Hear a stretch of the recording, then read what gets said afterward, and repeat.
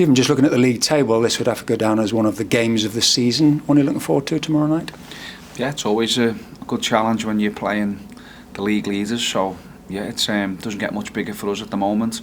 We know what's at stake as well. We need to keep trying to collect points, and it'll be a big week for a lot of teams. And yeah, we're no different. So we look forward to it. So it'll be a tough game, but fingers crossed we can put in a good performance and get a result that we want from it. Yeah, full fixture list tomorrow night, but I suppose at this stage of the season it's just purely blinkers on, isn't it? It's about what you do.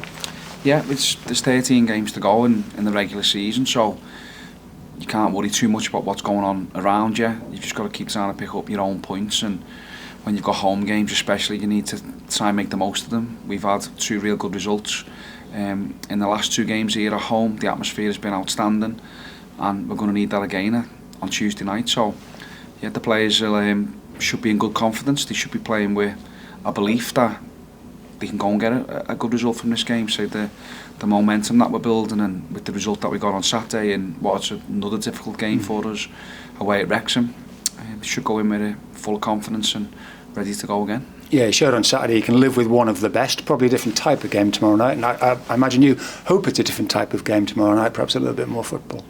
Hopefully, yeah. I say it wasn't the prettiest game of football to watch on Saturday. It was quite a direct game. Wrexham, as I say, can draw you into that type of battle, and our players, to be fair, stood up to that, and it wasn't easy. We had to ride our luck a couple of times, but we had a few good opportunities ourselves. So yeah, I expect it to be slightly different on Tuesday. Birmingham cause you different problems with the way that they play, and as I say, we'll have to be prepared for it and ready to go, and as I say, keep trying to be positive and be us and pass the ball and get into positions on the pitch that are going to hurt them as well. Yeah, we had a couple of good chances on Saturday, and nearly scored ourselves. I think you've alluded to just hopefully trying to sharpen up the cutting edge, and I don't mean by that missing chances, as you said, just perhaps a bit of decision making in the final third, and just one area that you've spotted for improvement since you came in. Yeah, there's been a couple of occasions which we're getting better at regaining the ball and breaking and being good on, or getting into transition moments, and I think on occasions we've been a little bit wasteful with our pass, or kind of haven't made the right decision, so I haven't finished with anything on the goal. So that's an area that we keep speaking to the players about, and try and practice it as much as we can in training, try and recreate them scenarios, because if we can become one of them teams who is really good on transition, as well as the chances that we create when we're building and getting into the final third in a sort of a slower phase, then we'll be decent and we'll score goals. But yeah, just there's loads of areas for us to improve it. We've been in just over a month now, and the players seem to be doing really well, and the results have been okay, but as I say, still room for us to get better. Yeah, talking of goals and strikers, just get us up to speed on a couple of injury bits. I gather Vic's seen a specialist today, see how he's on his knee, and hopefully Keon isn't too far away from being involved.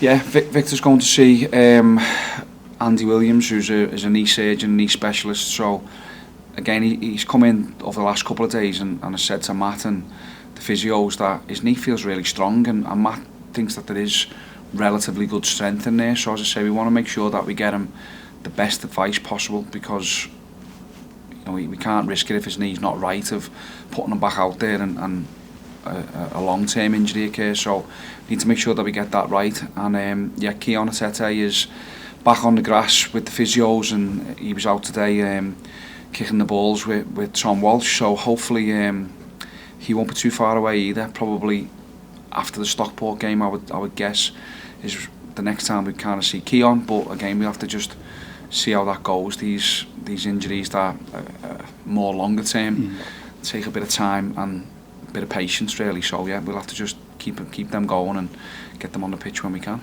Might we have anybody else back tomorrow, or the others just a little bit long? I'm talking about maybe Geth and yeah, Gethin potentially. Yeah, he joined in the training session today. He trained on Saturday as well with the group, with the B team group. So he's okay. He's still aware of the knock in his ribs, but he said he's had this before a few years ago. I think he did. He said it. Almost identical problem. Yeah, and he had to have sort of painkiller and injections. So that might be an avenue that we might have to go down tomorrow. I said, see how it is in the morning, and if he needs the doctor to give him that injection, and that's what we'll do.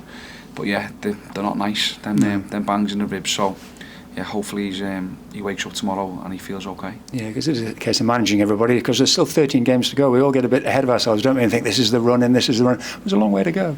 Yeah, there's a long way to go, and what I would rather do with people, if they've got any sort of issues or any niggles, like we did with Owen Toll after the Shrewsbury game, he was aware of his hamstring being a little bit tight, so rather than put him straight back out there when we've got other options, it just doesn't make any sense to me. Like, you might as well miss them for one game and than 5 or 6. So we gave Tolley, obviously he didn't play in the Leighton Orient game, and he was back for Saturday's game away at Wrexham and played a real good part in the second half. So that was the right call to do, and if anyone else has any issues like that, then that's what we'll try and do again. Lastly, you touched on the atmosphere. Birmingham will bring a lot of fans tomorrow night. I think that's a plus point to fill that away end. It generates, doesn't it? And our supporters, I'm sure, respond to that. So it could be a cracking night here, couldn't it?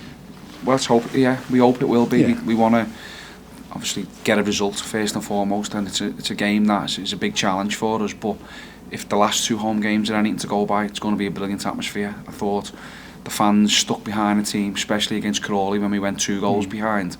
And stuck with us and got us over the line. And I think if it wasn't for them, if it wasn't for that atmosphere, then we probably wouldn't have got a 99th minute winner. And then similar against Leighton Orient, even though we went behind kind of against the run of play, having started the game really well, there was no sort of jeers or edginess. We sensed that we were going to do okay and came back in the game. So maybe that'll be the similar case on Tuesday night. Hopefully we don't fall behind, but the atmosphere, I'm sure, will be great. Our fans will be well up for it, and we need to make sure that we reward that with a good performance and hopefully a real good result.